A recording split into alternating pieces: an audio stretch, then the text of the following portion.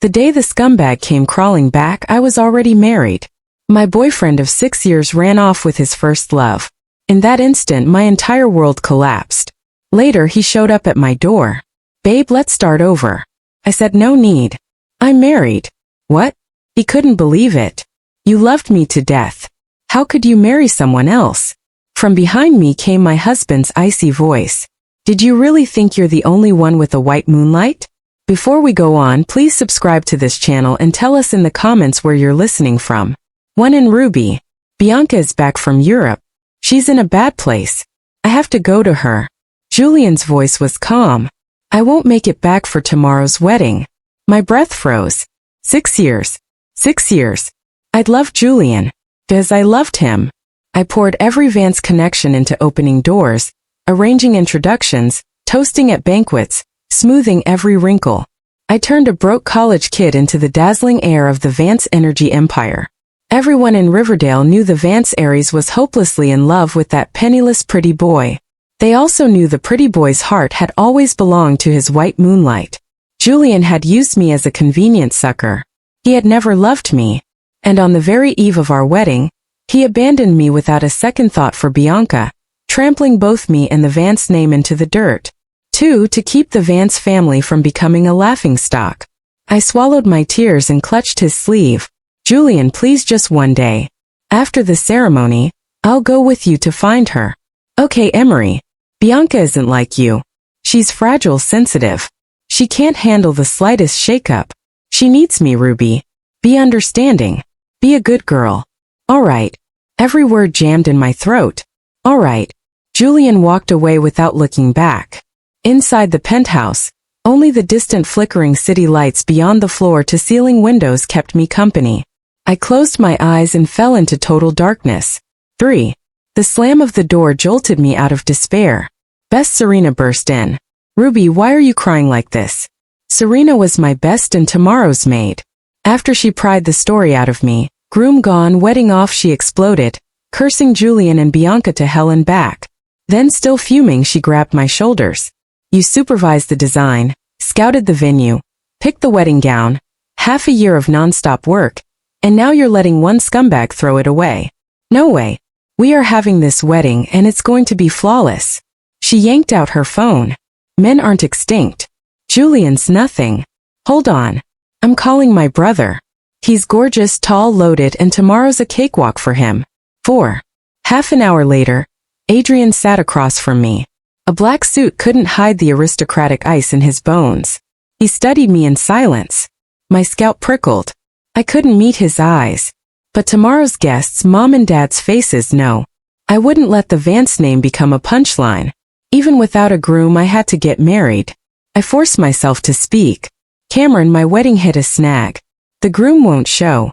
I'd like to ask a favor. Play the part for the ceremony." Afraid he'd refuse, I rushed on. "It won't take long. 3 minutes. Walk the aisle, runner. Show your face. Done. In a month I'll file for divorce. Take full blame. And you can name your price." Alex clicked his tongue. "You think I need your pocket change?" I shut up. Throwing money at the CEO of Sterling Global was both laughable and insulting. I pressed my temples. If he weren't Serena's brother, I wouldn't even be in the same room. Where did I get the gall to ask him to clean up my mess? 5. Collecting myself, I cleared my throat. "Cameron, tonight was presumptuous. I owe you. Whenever you or Sterling Global need the Vance family, just say the word." He lifted his gaze, mouth curling in something almost a smile. "Miss Vance, is this the extent of your patience when asking for help?" Me wrong. Either way, was I supposed to drop to my knees, clutch his trouser leg and wail, "Please, President Sterling, I can't get married without you." Too mortifying to picture. Maybe my face gave me away. Adrian took pity. Actually, helping isn't impossible. I snapped my eyes to him. He leaned back, elegant and lazy. "Find someone for me. Do that and we're even." "Who?" I blinked. Distinctive feature. A tiny red mole behind the right ear, low on the neck. Instinctively, my fingers brushed the exact spot on my own skin. Before I could breathe, Adrian stood, closed the distance in 2 strides, and brushed the pad of his thumb over that mole, slow and deliberate. I flinched away, slapping a hand to my neck. What are you doing? Oh, right here. He drawled, voice idle. Saves me a search. I stared, lost. Adrian chuckled. Sterling Global's negotiating several major projects. The partners prefer a stable marriage. Besides, my mother met a clairvoyant on Mount who warned I must marry the girl with that red mole or everything collapses. Career health may be worse. His dark eyes locked on mine. Miss Vance, convenient coincidence, don't you think? 6:10 p.m. County, and a clerk stood at the door of what was supposed to be Julian's and my penthouse suite. I glanced at Adrian without looking up. He said, let them in. Wait, CEOs can really mobilize City Hall. County didn't mind the late call. He beamed. Sam Quinn, congratulations. Sorry to intrude so late. We'll zip through the paperwork and leave you to your wedding night. The clerk whipped out a scarlet backdrop from behind the drapes. Sam Quinn, sit here. Wedding photo time. Adrian steered me onto the stool, settling close beside me. The clerk chirped. Quinn, relax. Scoot closer. Perfect. My head spun. Julian and I had booked the marriage license appointment 3 separate times, and each time he'd canceled last minute. We have our whole lives, he'd said. The embossed seal can wait. I knew he was holding out for Bianca. He kept me dangling. Yet tonight, in the suite I decorated for Julian and me, I was registering my marriage with a man I'd barely met. Click. The flashbulb flared. Count tucked the documents away and said respectfully, the embossed seal has to be pressed back at the office. I'll have someone deliver the certificates first thing in the morning. Sam Quinn. Congratulations on your marriage. The door shut and I still hadn't come back to myself. I have a husband. Adrian and I are legally married. 7. My mind was a tangled mess. The door crashed open with a bang. Serena burst in like a whirlwind. Bro, I cracked Mom's safe. Will this ring work? She flipped open the velvet box in her hand. Inside lay a pair of jade bands, glassy and vibrant, worth a fortune at first glance. Adrian flicked a look at them and said nothing. His gaze slid to the ring box I'd set on the console, the one that had held the wedding ring. Julian was supposed to slide on my finger. Adrian's dark eyes went glacial. Long strides carried him to the table. Slender fingers plucked the little box and tossed it lightly in his palm. My stomach lurched. Samu. Before I could finish, his arm arced through the air. The box that had carried 6 years of my foolish longing sailed across the room, out the window, swallowed by the thick night. I tugged the corners of my mouth into a smile. I understood Adrian's message. I lifted my eyes to the man who was now my legal husband and said, I'll be a qualified Quinn. Everyone in our circle knew I'd adore Julian. But since I'd agreed to Adrian, I would never tangle with Julian again. Never let the Sterling and Vance families lose face because of me. Besides, I'd been the one to ask for this. Adrian's heavy gaze rested on my face as the weighing how much of my promise was real. Quinn, he said, voice low and rough. Some unnameable emotion crushed beneath it, each syllable brushing my eardrums with a tingling itch that quivered straight to my heart. Happy wedding day. Tears almost spilled. In a few short hours my world had flipped. It was time. I had to say goodbye to Julian utterly and for good. From this day forward, I was Adrian's wife. I'm dying. This is too sweet. Serena shrieked with joy and yanked me into a hug. Ruby, you're my official sister-in-law now. Haha. Just thinking you finally dumped that scumbag Julian makes me crazy happy. She whipped out her phone with a flourish. A historic moment like this has to be recorded. I'm posting. Congrats to my bro and sis. Match made in heaven. Adrian shot her a look. Pipe down. He paused. Eyes on me, Rowan. This ring is only temporary. Later, I'll get you one that belongs exclusively to him. Tomorrow's battle starts early. Both of you get some sleep. After the chaos of the day, I was exhausted. I crashed the moment Serena and I finished tidying up. 8. Dawn seeped through the curtains and fell on the Hawker masterpiece hanging before me. I stood staring, dazed. A dull ache spread outward from my heart, so dense I could barely breathe. Once, like every dreamy girl, I'd fantasized 1,000 times about this moment, about wearing a wedding gown. In those dreams, the man waiting at the end of the aisle runner had always been Julian. Now the gown was still breathtaking, more exquisite than anything I'd imagined. But the man at the end of the runner had changed. I'd overseen every detail of this wedding myself. And Julian, he'd never even found time to accompany me to a fitting. Always busy, always promising to make it up later, always telling me these little things were up to me. Now another man had done it for me. Overnight, Adrian had produced a dress more costly and perfect than anything I could have chosen. Even if this was only a transaction, he'd given me every ounce of dignity and respect a woman, a bride could want. I shook my head hard, nails digging into my palms. Ruby, wake up. You are Adrian's wife now.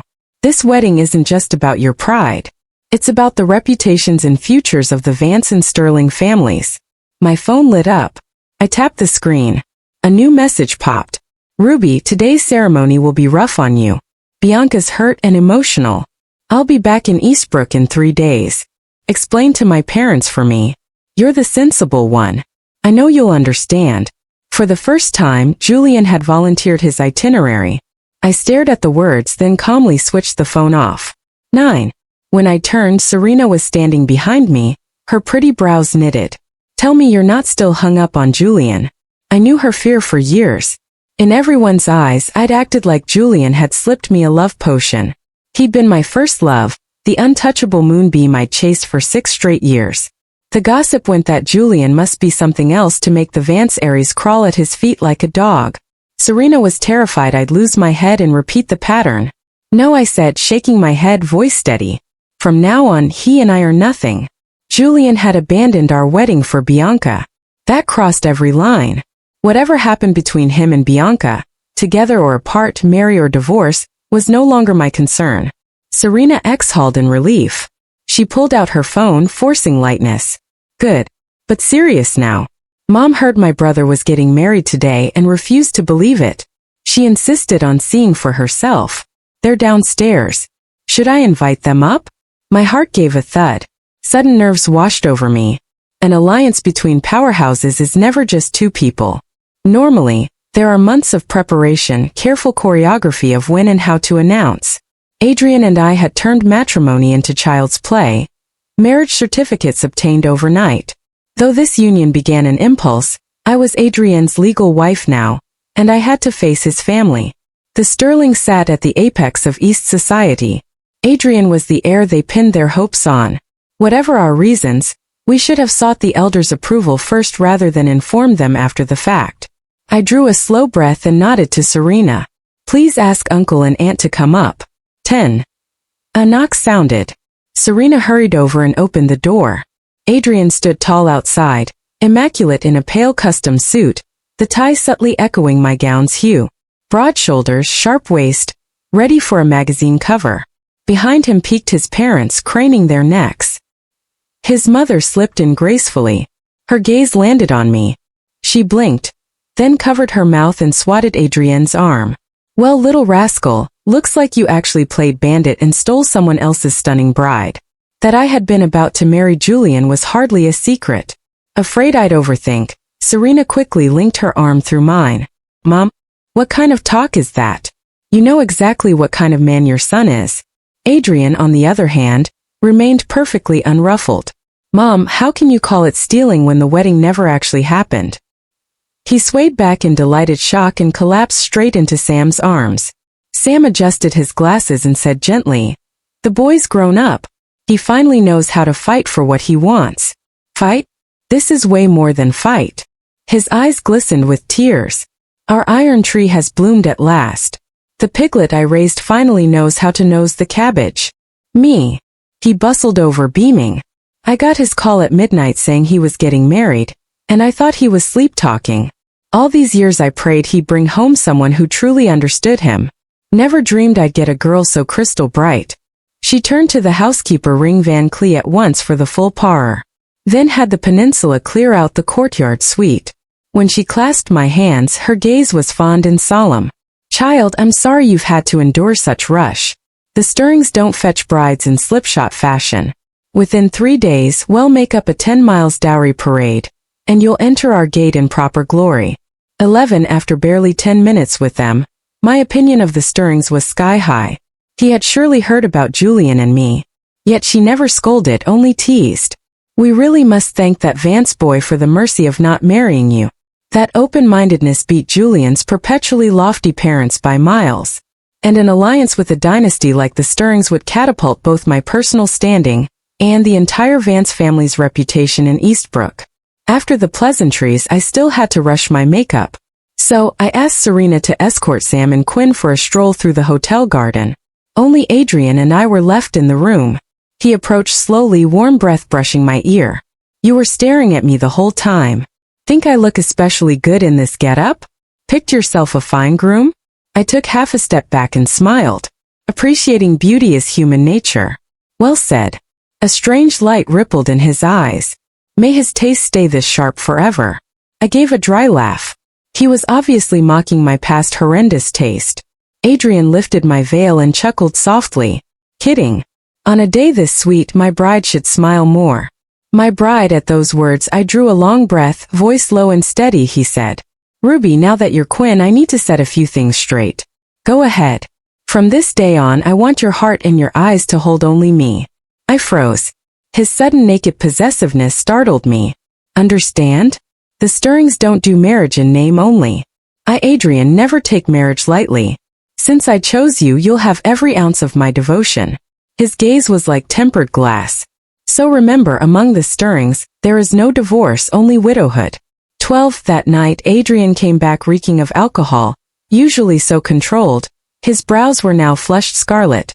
I was still hesitating over how to face him when he kicked the door shut and pinned me to the carpet in one motion.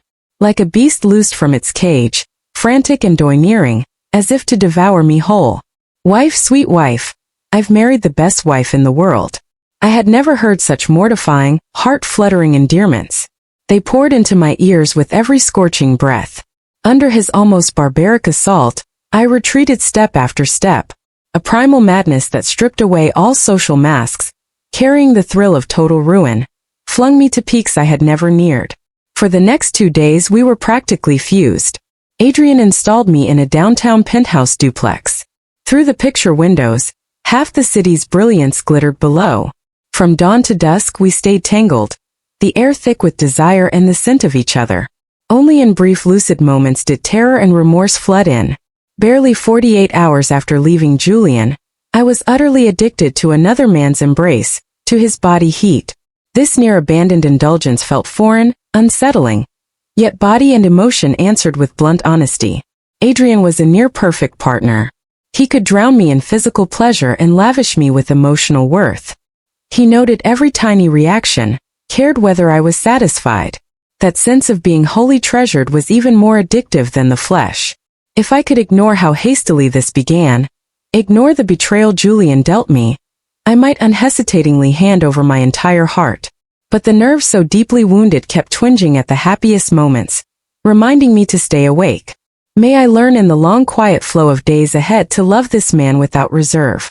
13. After several days glued to Adrian, the documents on my desk had piled into a hill. I rushed to the office and my assistant warned a guest was waiting inside. I pushed the door and froze. Julian, I had always run to Vance Energy. This was his first visit to my company. His face was calm, but his eyes flickered. "Ruby," he seized the initiative. "Bianca's decided to live in Eastbrook long-term. The wedding was only symbolic. You could easily have postponed 3 days until I returned. Yet you never answered my calls." I looked at him levelly. "Avery Top Hotel ballrooms booked 6 months out. Postpone because you say so. Hundreds of guest schedules. Do I rewrite them with a word?" He carried on as if he hadn't heard. "Forget it. My parents had a Hawaii trip that day anyway. They weren't coming. I hear the Sterling heir held a wedding the same night. Huh. Thought he liked men. Didn't expect him to marry a woman. Dance Energy's new energy project was your introduction. Now Sterling Global has suddenly pulled the plug. Go ask what's going on." Ha. Julian came looking. Not for regret, not for guilt, but because his interests were bleeding. "Avery, please leave." His fists clenched slightly, voice slipping into the familiar note that sounded humble yet pressed. "You knew I'd land today and still weren't home. I took the earliest flight. Haven't eaten since last night." He rubbed his temples. "You always had breakfast delivered to my office because you didn't today." My blood sugar's crashing. "Ruby, I'm exhausted. Don't throw a tantrum now. The wedding stunt is over. But Vance Energy's project is something you can't ignore. I must have been blindfolded by lard to have once found this act heart-wrenching. I wanted to travel back and slap myself twice. 14. I stepped in front of him and said, word by word, Julian, I thought it was crystal clear. From the moment you abandoned the wedding for Bianca, we were finished. Whether your white moonlight settles in Eastbrook or on the moon is no concern of mine. Your stomach, your blood sugar, none of that is my job. Even if you collapse from hunger at my feet, I'd only remind janitorial not to let unrelated people stain the Vance carpet. As for the project, I stabbed the intercom button. Sterling Global's decision is not my call, and it's certainly not yours to second guess us. Leave my corner office right now or I'll have security escort you out. Julian stared at me in disbelief, then finally hissed through clenched teeth. Fine, fine. I admit it. Skipping the wedding was my fault, but I rushed back the moment I could. And the second I landed, I tried calling you. You're the one who wouldn't pick up. After everything we'd been through, I'm willing to let it go. So what more do you want? I parted my red lips and gave him one word out. Julian's face turned ash gray. Bianca was right. I spoiled you rotten. We don't even have a marriage certificate yet, and you ignored me for days. If we actually got married, you'd think you could fly to the moon. I traced the ring on my left ring finger, looked him up and down and laughed softly. Fly to the moon. My husband really could arrange that for me. Julian yanked a velvet jewelry box from his pocket and slammed it on the desk. Ruby, when did you get so shameless? You wouldn't marry me, yet you throw the word husband around just to spite me. And here I made time to pick out a gift to cheer you up. I flicked a glance at the box, too lazy to open it. Save it for your delicate white moon. My jewels are all museum-grade pieces from Geneva auctions. A trinket at your level. If I wore it, I'd disgrace both the Vance Aries and Quinn. 15. Julian had no idea how he left the building. By the time he came to, he was standing outside Ruby's front door. He rarely came here. The fingerprint scanner glowed a cold blue. One touch and beep. Julian jerked his hand back. Pathetic. Walking in now would make him no different from the old Ruby who used to wag her tail for him. He'd already promised to marry her. What more did she want? So he'd missed one ceremony. Big deal. Now she was flaunting her Vance pedigree. Julian snorted. Vance Aries. So what? She still used to trail after him, never daring to defy a single word. He said. Quinn, even funnier. The moment she heard he and Adrian had married on the same day, she started parroting Quinn, using the sterling crown prince to puff herself up. Delusional Dylan. He strode back to the car and drove to headquarters. His head felt heavier by the mile, chills racing over his skin. He knew he was running a fever. Out of habit, he yanked open the bottom drawer of his desk. Inside sat the first aid kit Ruby had stocked. She used to worry he'd skip meals and refuse the hospital, so she'd cached routine meds at home, in the car, and here at the office. Julian found the ibuprofen box empty. While planning the wedding these past weeks, Ruby had forgotten to restock. Emery, cold sweat beat at his temples. A violent wave of dizziness hit. 16. St. Mary's Hospital. Casey. White light speared his eyes the instant they opened. Julian squinted against the glare. A doctor stood bedside. Expression grim. Awake. The young woman who brought you stepped out to buy something. A warm surge filled his chest. She'd been gone long. Had to be Ruby. She'd sounded merciless this morning, but it was only temper over his wedding no-show. Regret must have sent her racing to Vance Energy to coax him back. His lips curved slightly. All right. When she returned, if she apologized nicely, he could forgive her. The title of Mrs. Vance could stay hers. After all, Bianca was a divorce. The gossip would be ugly. She's been out for hours. The doctor flipped the chart. Voice severe. Riley, the scans are back. You have a malignant stomach tumor. We need to admit you immediately. Malignant cancer. Julian's mind blanked. A high-pitched ring swallowing every thought. We have to outline treatment today. I recommend. A sugary voice cut in. 17 inches, you, Bianca bounced in. I sparkling. You're finally awake. Look what I brought. Your favorite salmon sashimi. She pouted. The shop was impossible to find. And parking. My feet are killing me. Julian had just burned off a high fever. His mouth tasted bitter. His stomach churned. The sight of raw, oily fish turned it inside out. Bianca bustled about, arranging chopsticks. She didn't ask how he felt, whether he needed water, or even noticed the cold sweat still purling on his forehead. The doctor frowned. "Miss, the patient needs doctor." Bianca cut in. "I know the standard of domestic hospitals. Don't scare us." He's CEO of Vance Energy. Entertaining clients is part of the job. A little gastritis and you make it sound terminal. We're flying to Europe next week. Don't wreck our plans. Julian's heart dropped like a lead weight. He stared at Bianca's perfect makeup, at the diamond earrings, trembling with every word. And suddenly remembered the dream he just surfaced from. Ruby in that dream had kept 3 nights vigil at his bedside. When he woke, she was slumped over, asleep, still clutching a cool towel, whispering, "Julian, can you drink a little less? I'm scared." He'd always believed Bianca was his true love, his eternal white moon, while Ruby was just a loyal pup chasing him, useful for her Vance pedigree, nothing more. So why did his aching stomach throb in places his heart used to be? "Bianca," he rasped, "pour me some water."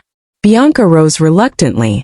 "I told your assistant to queue for me, but he claimed company business and ran off. And your receptionist tried to block me.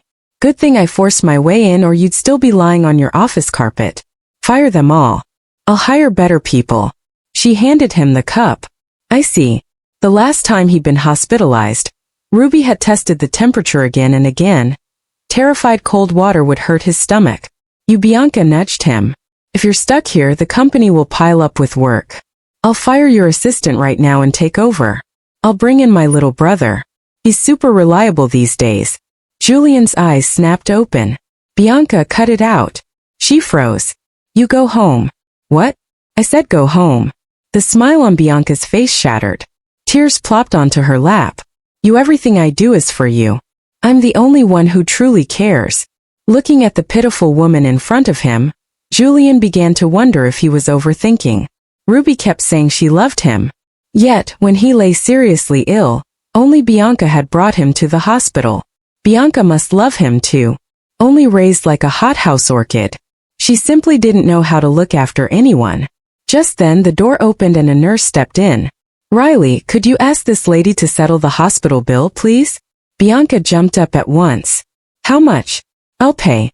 Oh, by the way, Julian, what's the PIN for the card in your wallet?" 18. Honestly, I used to savor the thrill of chasing Julian. I thought the push and pull of affection was deliciously exciting. After all, the unreachable is always the one that keeps you restless. Then I married Adrian. He overturned every yardstick I had for choosing a man, rewrote the way love should feel, and demolished everything I thought I knew about marriage. He was too incredible, too addictive. Lost in those thoughts, I heard the bedroom door open. Awake. Adrian crossed to the bed in 3 strides and brushed my cheek with his fingertips. "Quinn, were you satisfied last night?" "No lying." Heat rushed to my face. Thank heaven the curtains blocked the light, or being seen would have been mortifying. I pretended composure. "Not bad. Just a teeny bit better than the night before." Adrian smiled. "Only a teeny bit? Then you must have been very satisfied." My ears burned. "What time is it? I should get up." He lifted the quilt, slipped in and pulled me close. "No rush. Let me hold you a little longer." Suddenly the doorbell rang. "It's probably the scarf I ordered for Mom. I'll get it." I threw on a robe and walked out. When I saw who was standing there, I blinked in surprise. Julian. He was unshaven, purple shadows beneath his eyes, utterly disheveled. Nothing like the once sparkling boy I'd known. "Ruby," he rasped. "I've looked everywhere for you. I'm sick. My stomach is killing me. Come back and take care of me, please. I swear I'm 19. I frowned and cut him off. "Julian, the one you should be asking is Bianca. I heard she divorced that foreigner. Both of you are free now.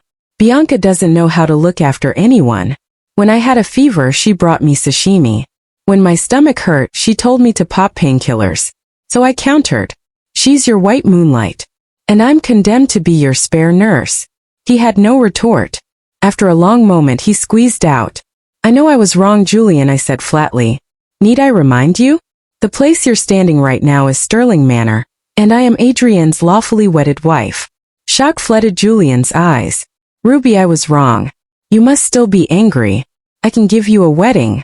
East Berk's grandest, most spectacular ceremony. Before he could finish, footsteps sounded behind me. Adrienne came over, slid an arm naturally around my waist, and looked at Julian with glacial indifference. Avery, visiting my wife in private, is beneath your current station. Julian stared at Adrienne's hand on my waist as if it burned him. Frantically, he scrolled through his phone and thrust old photos of us at Adrienne. Look, she loved me for 6 years. Loved me to death. How could she marry someone else? Adrienne studied Julian with icy calm. Did you think you were the only one with a white moonlight? I've wanted her for far longer than 6 years. 20. At those words my heart lurched. Something breaking free inside me and blooming wild. Adrienne's eyes were deep as the sea, flooding mine as if to drown me. Avery, he said, cupping my face with firm fingers, voice hardening. Ruby's history with you is closed as far as I'm concerned. From now on, I don't want you near her again. Cool. He added, the termination of Vance Energy's new energy project is only the beginning. When the market opens Monday, Sterling Global will begin a full hostile takeover of Vance Energy's floating shares. Instinctively, I clutched his arm. The gesture seemed to please him. He turned his hand over and gave my fingers a gentle squeeze. Julian's face went bloodless. I met his stare. Julian, remember a year ago I warned you your core RD team was brittle. That relying on a handful of engineers for critical data carried huge risk.